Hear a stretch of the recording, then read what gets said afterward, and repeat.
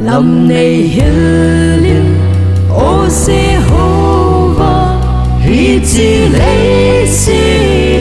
thim'a, Pathen Nangma, chungnung'in, huhhingin, lungdon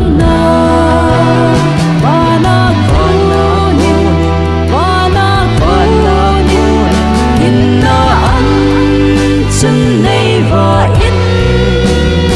Hinna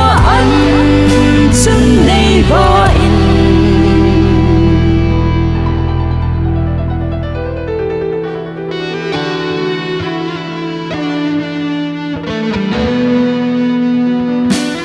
Pathen keima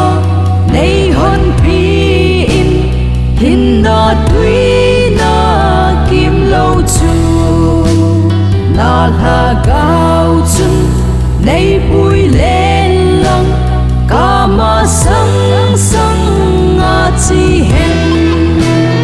Hatkhoneng huhhingin huhhingin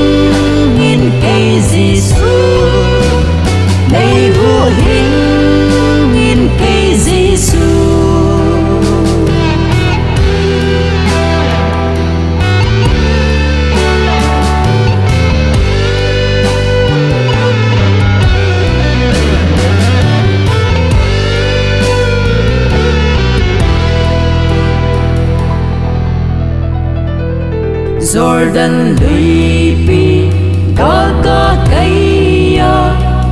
leiset dalhati lungdon sumang suin nei pui lung